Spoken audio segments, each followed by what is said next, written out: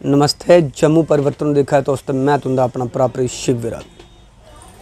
अखनूर विच अजकल कुछ ऐसी गल्लां सामने आ गईयां जिन्हें सुनिए बंदे परेशानी ते चंबा दोने होना बिल्कुल गै लाजमी है।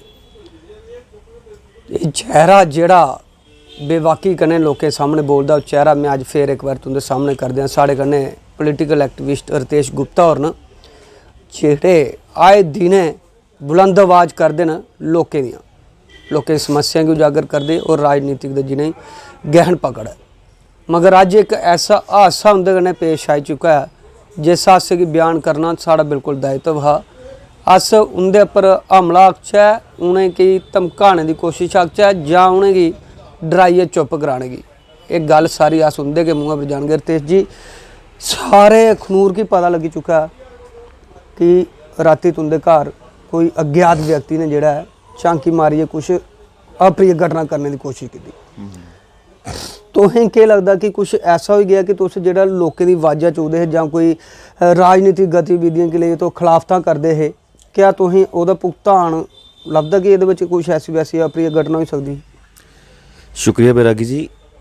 कल राती केह् होया ओह् बयान करने कोला पैह्ले मैं तुसें 4-5 महीने पिछे लेना, तकरीबन अगस्त या सितंबर का महीना हा जिहड़ा इंसीडेंट मेरे कन्नै कल राती होया। सेम अगस्त या सितंबर के महीने च भी होया, लेकिन अदूं मैं आई गई करी ओड़ी, मैं शरारत समझी। पहले मैं तुसें वो इंसीडेंट समझाना, वो सुनाना चाहना, फिर मैं तुसें कल राती की घटना सुनाना। अगस्त का या सितंबर का महीना मिगी एग्जैक्ट याद नहीं क्योंकि मैं लाइटली लैती ही गल। मेरी बेटियां दे पेपर हे ते मेरी मिसिज उन्हें पढ़ा दी तो मैं उन्हें आख्या तुस उन्हें अपने कमरे च सोआलो, मैं सामने जो मेरे मदर का कमरा मैं अपने बेटे लिए उधर आइए, मैं उधर सोना। अनफॉर्चुनेटली अस रोज़ के करते हैं गेट लॉक करते, उस दिन गेट नहीं लॉक करी पाए, चेता नहीं रहा। तो मैं दूजे कमरे च आई गया, तकरीबन राती का 1 या 1:15 बजे का हा। मैं अगस्त सितंबर की गल करा। एक अज्ञात व्यक्ति गेट खोलिए एंटर करता, मेरे रूम च शीशे च अंदर झांकी मारदा। जिस कमरे च मैं नहीं सुत्ते दा, सामने वाले कमरे च अंदर झांकी मारदा। ते मेरी मिसिज ने बच्चे क्योंकि सवेरे पेपर हा, पढ़ाई पढ़ी जल्दी सोआली ओड़ेआ, तो मिसिज जागी दी, मिसिज की झलक पई। मिसिज ने पूछा, मिसिज ने सोचा मेरे ब्रदर आए क्योंकि वो कई बार देर रात लेट आते 11-12 बजे। पूछा उनका नाम रिंटू, मेरी मिसिज ने आख्या रिंटू भैया तुस हो? वो अज्ञात व्यक्ति है नहीं बोलिया, वो शीशे के पिछे होई आ। मेरी मिसिज ने फिर पूछा, मेरे बेटे का नाम लैता, आरव तुंदे कोल, क्योंकि उनकी आदत है मेरे रूम च आते आरव कन्नै खेडदे फिर चली जंदे अपने रूम च। वो फिर नहीं बोलिया, तो मेरी मिसिज ने लाइट बंद की, लेटी। उन्हें क्या किया, फिर जाली का दरवाज़ा खोलिया, अंदर झांकना शुरू कर दिया। मिसिज की फिर झलक ओहदे पर पई। मिसिज समझी कि मामला गड़बड़ है, दाल च किश काला। मेरी मिसिज उठी फटाफट, क्योंकि अंदर अस चिटकनियां लाने की जरूरत केह् है, अस अखनूर के पौश एरिए च सब तो पुराने म्हल्ले च रौह्ने आं। है कि चौहान म्हल्ला, कश्मीरी म्हल्ला, मियाँ मंडी, आर्य समाज चौक, पुराने इत्थै ऐसा कदें ऐसी जिंदगी च नहीं मैं सोच सकदा। मेरी मिसिज ने जोरिया दरवाज़ा बंद किया, चलाना शुरू करेआ, चोर चोर चोर। वो चोर हा या कोई कौन हा, हमलावर हा, मैं ये क्लीयर नहीं है। वो निकली है, मैं नहीं उसे दिक्खी पाया, लेकिन मी मेरी मिसिज की आवाज़ आई, एसी लगे दा, चोर चोर तो नहीं सोचा, मिगी लग्गेआ चलाने की आवाज़ आ रही। मिगी लग्गेआ मेरी मिसिज ने कोई सपना दिक्खी लिया कोई बुरा, तो वो डरी है। मैं मिसिज के कमरे आह्ली बक्खी दौड़िया। जब मैं मिसिज के कमरे आह्ली बक्खी दौड़िया, सामने वो जो चोर आखी लो या हमलावर आखी लो, वो गेट क्रॉस करी चुके दा, मैं नहीं उसे दिक्खिया। मैं मिसिज गी पुच्छा, मैं केह् होया? मिसिज इन्नी डरी दी ही, हड़बड़ाई दी ही, हड़बड़ाहट च हो हा करन बई। मैं पुच्छेआ दोबारा जोर पाइयै केह् होया? उन्हें आख्या चोर। जियां मेरी मिसिज ने चोर आख्या, मैं गेट आह्ली बक्खी लपकेआ। मैं लैफ्ट आह्ली गली च भी दौड़िया, मैं राइट आह्ली गली च भी दौड़िया, मिगी कोई नहीं लब्भा। मैं वापस आया, मैं आई गई करी ओड़ी। मैं आख्या कुछ ने ड्रिंक कीती होनी, गलती करी साढ़ा गेट खुल्ला रेही गेदा, झांकियां मारा दा हा, कोई गल नहीं है। मेरे बच्चे सहमी गेदे, रोआ दे हे। मैं गेट बंद किया, लॉक किया, सोआली ओड़ेआ। लेकिन ओह्दे कोला ठीक 2 दिन पहले मैं एक इंटरव्यू शायद थोड़े गै चैनल पर दिता हा, वो एंटी पीपल पॉलिसीज़ पर। हाँ, वो मैं किसी पार्टी के खिलाफ नहीं है, मैं एंटी पीपल पॉलिसीज़ जिसले कोई गौरमेंट दी आंदियां मैं उहदे पर बोलना होना। तो 2 दिन पहले मैं तुसें शायद इंटरव्यू दिना, 2 दिन बाद मेरे घर ये इंसीडेंट हो जाता जिसी मैं आया गया करी ओड़ना। उस वेले टाइम हा राती का 1 तो 1:15। कल राती फिर सेम चीज़ हुई। अस कुदै बाहर डिनर पर गेदे, मैं अपनी फैमिली डिनर पर लेइयै गेदा हा। जल्दबाजी च मैं अंदर आई है पहले, मैं बच्चे अपने बेटे के कपड़े चेंज करा दा आपूं भी, तो मैं गेट लॉक करना कल राती फिर भुल्ली आ। सेम टाइम पर राती दे 1:15 मिगी नहीं पता सेम बंदा हा या कोई होर बंदा हा। और कल राती फिर ऐसा होया कि अनफॉर्चुनेटली मैं अपने रूम च नहीं सोआ दा, मैं सामने वाले रूम च सोआ दा अपने बेटे लिए, और उइयो बंदा या कोई होर बंदा वो फिर मेरे रूम च झांकी मारा दा हा। वो पिछले इंसीडेंट च एह् हा कि अगर उन्हें चोरी करनी ही वो वापस गेट चा वापस भी दोबारा आया हा। अगर वो चोर होंदा ते उन्हें सोचना 1-1.5 घंटे नहीं नट्ठी आना एक डेढ़ घंटे बाद आना, वो दोबारा मेरे रूम च एंटर होया। एह्दा मतलब ओह्दी मंशा चोरी दी नहीं ही, कुछ होर ही जेह्ड़ा मैं हून चोर कड्ढा दा। कल राती भी वो मेरे रूम च झांकी मारा, जबकि सामने कमरा खुल्ले दा, लॉबी खुल्ली दी, मेरे पिच्छे आह्ले कमरे मेरा सैट खुल्ले दा, उद्धर चोरी करी सकदा आराम कन्नै। उद्धर नहीं गया, मेरे रूम च गै झांकी मारा। उसी पक्की पता कि इयो रूम है, इत्थै सौंदा। मतलब तुसें लगदा कि जेह्ड़ा तुस लोकें दी आवाज़ चुकदे हो ओह्दे तैह्त उं'दी जान गी अज्ज खतरा। फिर मैं 2 या 3 दिन पैह्ले तुसें इंटरव्यू दित्ता, फिर एह् होआ दा। मैं ते कोरिलेट करनी है ना चीज़ां। जेल्लै मैं तुसें इंटरव्यू इक गल्ल जानना चाहगे उत्थै कोई CCTV कैमरे वगैरह जां तुसें पुलिस रिपोर्ट जो सिस्टम ओह् मैं बाद च आना।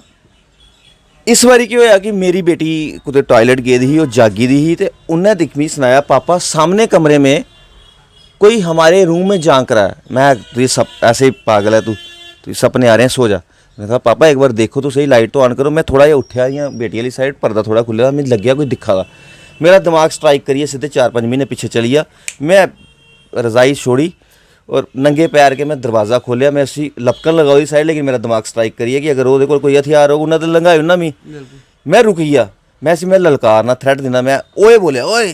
जि'यां ना पिच्छे परतियै दिक्खेआ, ओह् दौड़ेआ गेट आह्ली बक्खी, गेट उन्नै अग्गें खोलियै रक्खे दा हा। मैं समझिया कि अगर होग भी कुछ ते अंदर होना, मैं अज्ज इसी पकड़ना। मैं भी ओह्दे पिच्छे दौड़ेआ। मैं दौड़दे दौड़दे उसी ना उन्नै शायद हुड पाई दी ही, जीन्स दी पैंट पाई दी, स्पोर्ट्स बूट पाए दे, दौड़दे दौड़दे ना बड़ी स्पीड कन्नै दौड़ा दा हा। 25 या 30 साल दा मुड़ा हा। मैं जि'यां ओह्दी हुड दी कैप पकड़ी, ओह् मेरे गुआंढियें दा ना इक ड्रेनेज सिस्टम है, उ'नें गली च ना ओह् थोड़ा जिहा 4 इंच उच्ची जगह ही। मैं नंगे पैरा मिगी ठेडा लग्गेआ, मैं हवा च गै 4 फुट उछलिए ना जमीन दे उप्पर मूंह दे भार पेआ।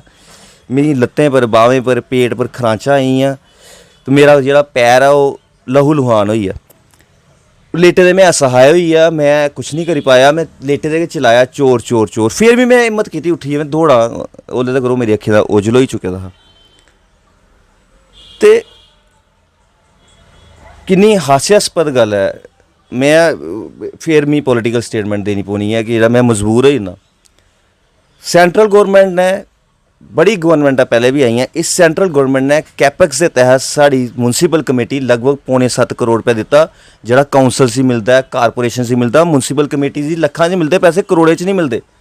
साढ़े पार्षदें उस पैसे ही प्रॉपर यूटिलाइज नहीं किया। सिर्फ क्वांटिटी बढ़ाई, ऐसे ऐसे प्रोजेक्ट बनाए जोदा अखनूर के लोगों कोई फायदा नहीं है, नुकसान है। अगर अखनूर के निर्दोष चौक तुसें फवारा लगाया, वो अल्पायु है, रोड खुला होना, वो फवारा भज्जी जाना।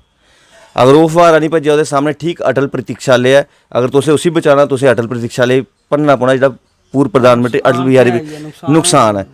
तुसें हरि मंदिर घाट पर तुसें कम्यूनिटी हाल का निर्माण इलीगली तरीके कन्नै करा दे, ओह्दी अलाटमेंट कुसै होर जगह ते ही होई दी, तुस फ्लड जोन च उसी बना दे। 20 फुट थल्ले चलिए पानी आई जा दा, जिद्द है तुंदी, तुस तां बी उसी उत्थै बना दे।